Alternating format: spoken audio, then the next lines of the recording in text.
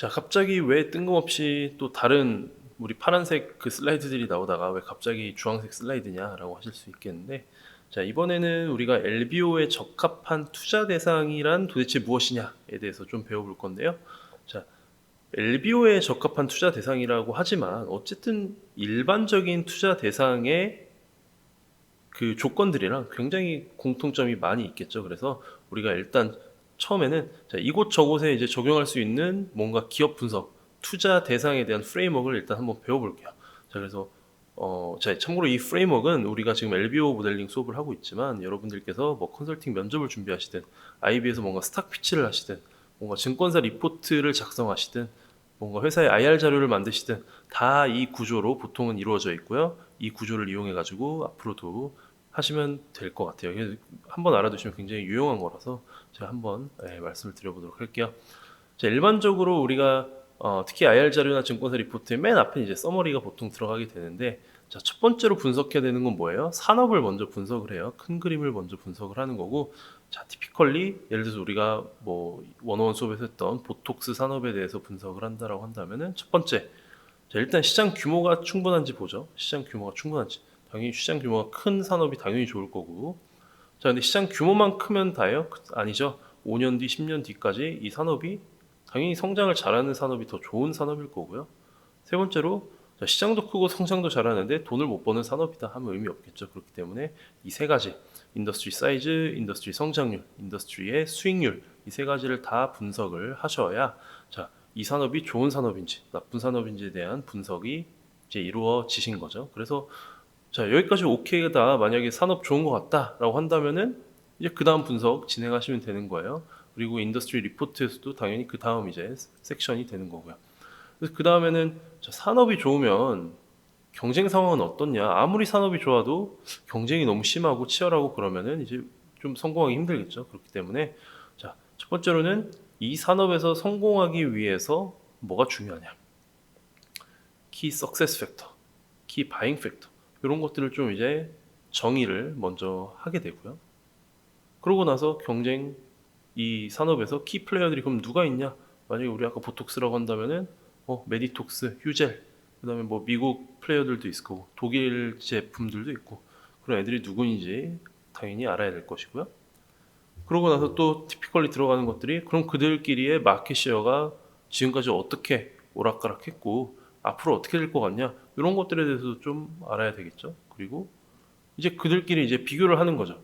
야, 키 석세스 팩터 쭉 써놓고 그 다음에 각 회사들 쭉 써놓고 이들끼리 누가 좋네 나쁘네 그걸 이제 비교를 해야 우리가 이제 이 인더스트리와 인더스트리의 경쟁에 대해서 딱 이제 분석이 되는 거죠.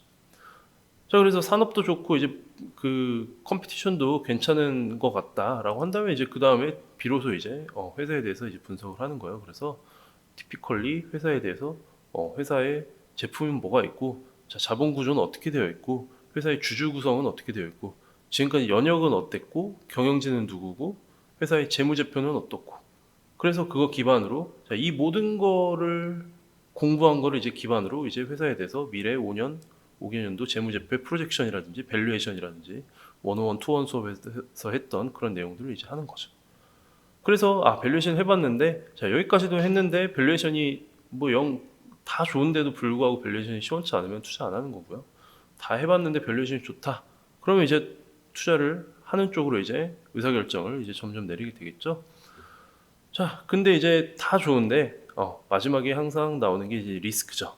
다 좋지만 마지막에 리스크 뭔가 잘 될 땐 좋은데 안 됐을 때 이제 최악의 상황에서 무슨 일이 벌어질 수 있는지에 대해서도 한번 생각을 해봐야겠죠. 그래서 마지막 섹션은 항상 리스크, 그 다음에 혹시라도 이제 전략적 투자자가 투자하게 된다면 시너지라든지 이런 것들도 좀 생각을 해봐야겠죠. 자, 우리가 아까 처음에 말씀드렸지만 어떤 상황에 놓이든 어떤 좋은 기업을 찾을 때는 투자 대상을 찾을 때는 이 프레임워크대로 이제 고민을 앞으로도 하시면 됩니다. 자, 다시 LBO로 돌아와 가지고 자, LBO에선 그러면은 도대체 LBO에 적합한 투자 대상은 어떻게 찾는 거냐라는 관점에서 한번 봐보겠습니다. 자, 첫 번째. 자, 이건 참고로 제가 여기저기 이제 책이나 이런 데서 나와 있는 LBO에 적합한 투자 대상을 조금 정리를 해본 거예요. 굉장히 많은 책들을 봐가지고 가장 한 8개 제일 중요한 것만 일단 추려봤어요. 첫 번째는 시장 및 산업 전망이 좋아야 된다. 이거 아까 우리 앞에 나왔던 거랑 똑같은 거죠. 예. 자, 타겟 기업의 그 단독의 역량도 중요하지만 결국에는 시장 그 산업의 전망이 좋아야 이 안정적으로 이 회사가 에비타도 익스펜션을 하고 에비타 멀티플도 익스펜션을 할 가능성이 굉장히 높다는 거죠. 그리고 두 번째는 시장 내에서 그럼 이 회사가 도대체 경쟁력이 어떻냐? 그렇죠? 아무리 뭐 시장이 좋아도 이 회사가 경쟁력이 없으면은 안정적으로 돈을 벌어다 줄 수 없을 거고요. 여기까지 너무 당연한 거고요. 세 번째, 수익률이죠. 아까 우리 성장률도 봤지만 수익률도 중요하다 그랬죠. 그래서 그 같은 매출액이더라도 얼만큼 비용을 뭔가 절감한다거나 아니면 캐펙스를 절감해가지고 수익이 증대될 수 있는가. 요 관점도 이제 굉장히 중요하게 봐야겠죠. LBO에 투자 대상을 찾을 때. 그리고 네 번째, 여기부터는 조금 이제 아까랑 다르죠. 여기부터는 조금 달라요. 자, LBO의 중요한 거는 안정적인 현금 흐름이 중요하다는 거예요. 왜냐면은 우리가 차입금이 워낙 많은 차입금을 끌고 올 거기 때문에, 그 다음에 워낙 많은 이자가 발생할 거기 때문에 안정적인 현금 흐름이 있어야 우리가 이자 비용을 지불할 수가 있고요. 특히 중요한 거는 좀 과도한 캐펙스 투자가 아직 필요한 회사라면은 조금 LBO 대상으로는 부적합하죠. 왜냐면은 나중에 우리 모델링 해봐도 아시겠지만 캐펙스 비용이 거의 현금 유출 중에서 가장 큰 현금 유출로 이제, 그러니까 우리 뭐 이자랑 그 원금 상환하는 거 빼고 캐펙스가 굉장히 큰 금액을 차지하게 됩니다. 그래서 모델링 해보시면은 캐펙스가 적은 게 굉장히 IRR에 큰 영향을 미치게 되어요. 그렇기 때문에 과도한 캐펙스 투자가 필요한 대상은 조금은 그 LBO 대상으로는 조금 힘들다라고 이해하시면 될 것 같고요. 자, 여기까지가 이제 제일 중요한 거. 다섯 번째부터는 조금은 좀 마이너한 내용들인 것 같아요. 자, 강력한 경영진이 있으면 당연히 좋겠죠. 사실은 이 네 가지랑 좀 미시하게 나눠지는 내용은 아니지만 어쨌든 인수 이후에 뭔가 강력한 경영진이 있어야 에비타든 멀티플 증대든 이런 것들을 좀 잘 수행할 수 있는 경영진이 있어야 된다. 그리고 이 경영진들에게 다양한 인센티브를 제공하기도 하지만, 자, PE가 직접 그 경영진들도 참여시키는 MBO 모델이라는 것도 있다라는 것도 한번 짚고 넘어가시면 좋을 것 같고요. 그 다음에 이것도 이제 특히 LBO에서 진짜 중요한 거는, 이건 앞에서도 이제 우리 리스크라는 게 있었지만 사업 위험이 낮아야 돼요. 하이 리스크 하이 리턴이고, LBO 같은 경우에는 엄청나게 많은 부채를 끌고 오는 거기 때문에 리스크가 낮은 사업이 그래도 조금은 안정적이겠죠. 그래서 우리 LBO 투자 대상을 이때 뒤에서 보겠지만 이미 굉장히 머추어한 성숙한 회사들에 투자하는 경우가 많고요. 뭐 사업 위험이 높은 뭐 제약 바이오라든지 아니면 지금 초기에 뭔가 IT 회사들이라든지 이런 곳에는 LBO보다는 또 그쪽에 적합한 투자자들이 투자를 하는 경우가 더 많이 있습니다. 그래서 비교적 우리가 리스크가 낮은 비즈니스 모델을 선호한다, LBO에서는. 자, 그리고 이것도 중요하죠. 자, 담보 자산이 이제 충분해야 돼요. 왜냐면은 우리는 굉장히 많은 차입을 끌고 와야 되고, 아까 우리 여러 가지 차입금 종류 봤지만 최대한 선순위 거를 많이 끌고 오기 위해서는 담보 자산이 충분히 있어야 되겠죠. 그렇기 때문에 담보 자산, 이게 뭐 보통 이제 자산이 되겠죠. 현금 흐름보다는 기업의 자산이 될 텐데 많은 자산이 있는 회사가 좀 더 유리하다라는 거고요.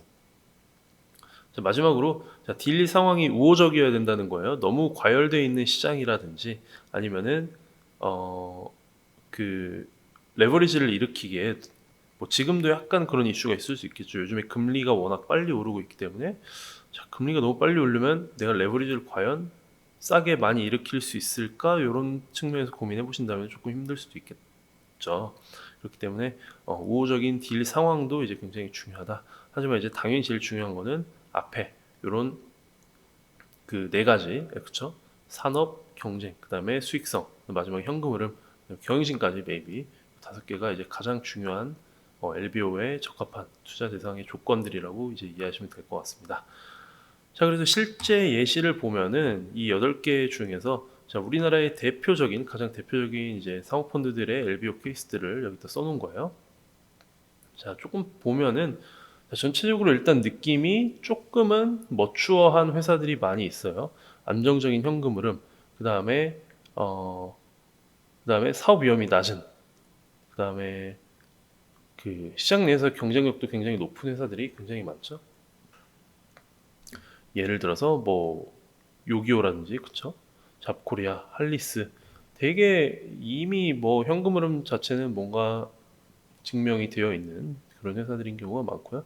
우리가 맨날 아웃백 스테이크하우스도 가지만 아웃백도 사실은 어, 우리나라의 사모펀드가 인수한 이후에 굉장히 열심히 지금 엑시트를 했는지까지는 제가 확인을 못 해봤는데 최근에 아웃백 가신 분들 아시겠지만 굉장히 그 리뉴얼을 잘했어요. 리뉴얼을 잘해가지고 비싸졌어요. 소비자 입장에서는 조금 이제 스테이크 아웃백이 너무 비싸져가지고 아웃백에서 먹으나 진짜 막 고급 호텔에서 먹으나 차이가 없을 정도로 아웃백이 많이 비싸졌는데 그럼에도 불구하고 사람들은 바글바글 하더라고요. 되게 사모펀드가 사실은 잘한 거죠. 투자자 입장에서 잘한 거고 이런 게 이제 뒷받침되어 주는 게 이제 강력한 경영진들이 굉장히 잘했다라고 이건 볼 수 있겠죠.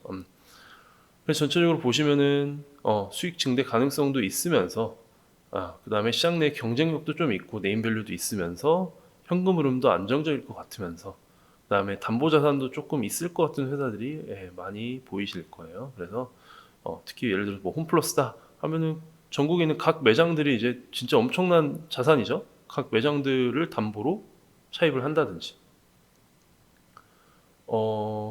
예를 들어서 뭐 쌍용형이라고 한다면은 이 시멘트 회사죠.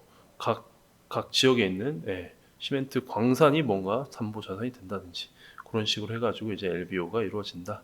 자, 그래서 지금까지 우리가 LBO에 적합한 투자 대상 그리고 가장 제너럴한 투자 대상을 찾는 프레임워크에 대해서 조금 한번 봐봤습니다. 네.